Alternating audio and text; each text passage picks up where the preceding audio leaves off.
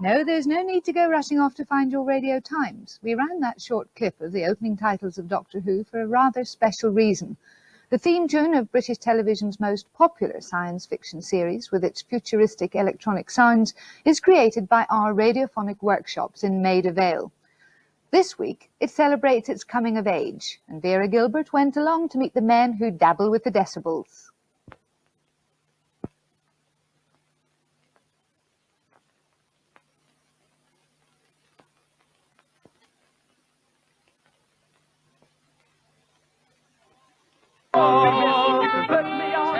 This may seem a typical recording session, but at the BBC's Radiophonic workshop, nothing's as simple as it sounds. Okay, that was fine. So what we'd like next time is if you can come off the note absolutely dead on the end, and we'll mix that one down afterwards, okay? These people are working on the department's first electronic rock opera, Rococo. And we've got tracks 14, 15, and 60. Singers and conventional musical instruments are all part of it. But when the workshop has given this new musical the electronic treatment, it takes on another dimension. It's recreated with weird and wonderful sound effects.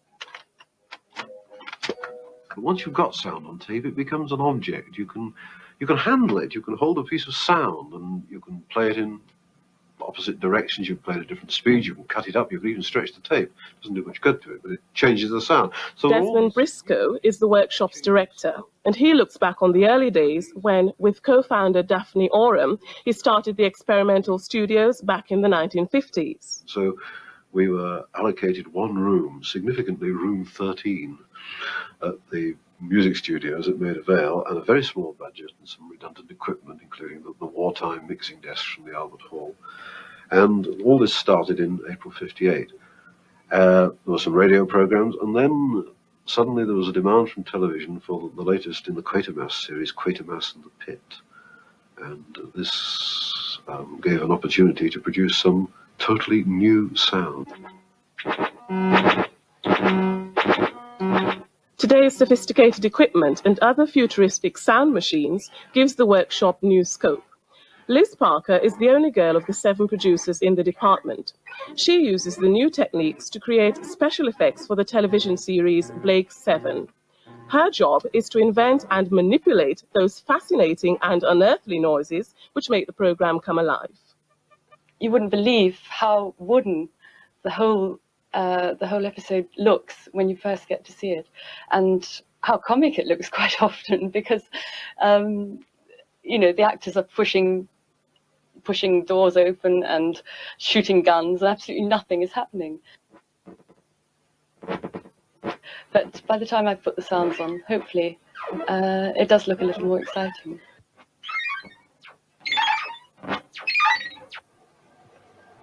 Roger, you're a producer here at the Radiophonic workshop, but you don't just do sound effects. In fact, you do a lot of the theme tunes for radio and television programs as well, don't you?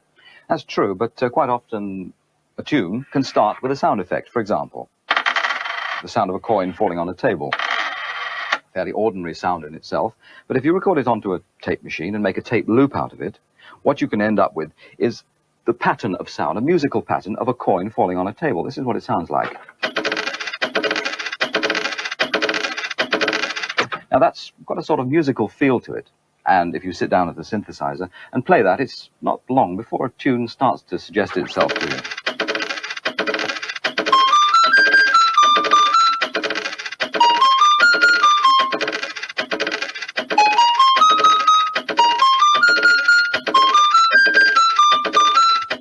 While describing all that, in fact, you sounded more like a musician than a technician. Is that how you see yourself? Yes, I think so. We look upon ourselves as composers. We have got a technical background, of course. We were all doing other jobs in the BBC before we arrived here. But I've always been a musician, playing in bands, writing music in my spare time. So when I arrived here, I found that I slotted in pretty well. So once you've got the sound of the money falling and you've got the basic music line, what happens then?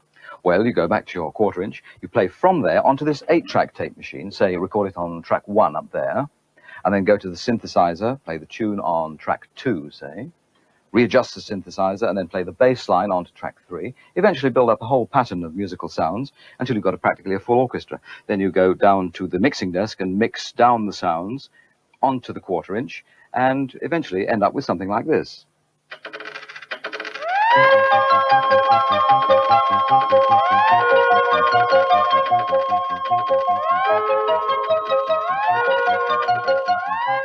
16 years ago, Doctor Who cashed in on the electronic sound effects, and the Daleks were born. Right, Vera, this is a little synthesizer. It produces all sorts of peculiar noises, but it can also be used to treat speech. And the Dalek voice is obviously an actor's voice that we put through a ring modulator here, and out comes a Dalek. So let's plug it up like that, and you could well be on the way to becoming the first woman Dalek. Let's have a go. I am a female Dalek. I am a female Dalek. Well, they do say that the female of the species is more sinister than the male, and I think you're right. It sounds like it. Yes, I think you've got that off pat. Tell me how you do K9. Yes. Is it the Same principle. Yeah. The actor's voice is fed through this little device that makes him metallic and doggy, if you like. But the actor does contribute a lot to the dramatic content of the effect.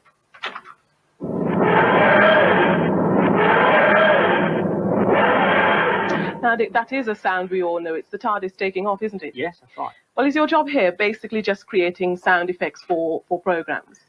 Yes, over the last 20 years, we've used anything from an old galvanised iron water tank, bits of string, paper bags, but see if you can guess what this one is. Well, it sounds horrible at any rate. What is it?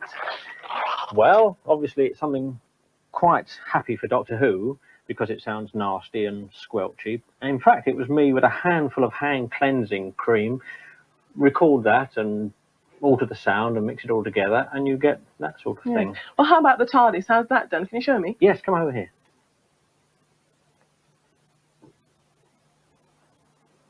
But this is an old piano. What's it got to do with time travel and the TARDIS? You tell me. Well, we make the sound of the TARDIS on this old piano, a key on the strings. And if we record that and mix the sounds together and do a bit of magic with it, it comes out as a TARDIS. Well, yet another illusion shattered, and all with a simple key. Oh, a simple key.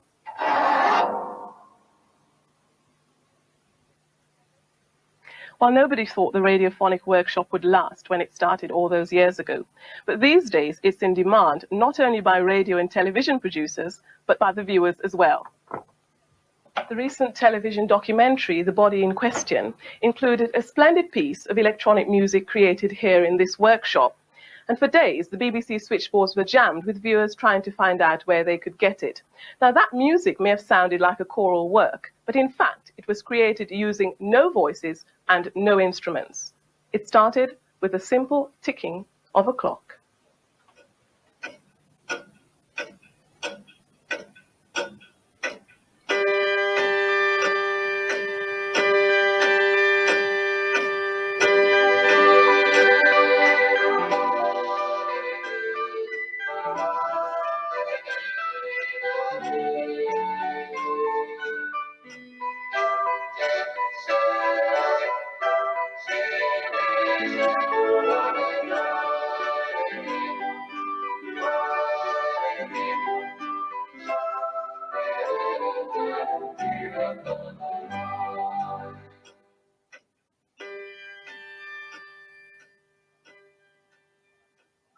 Well, that's the most marvellous electronic wizardry, and we wish them all a very happy birthday.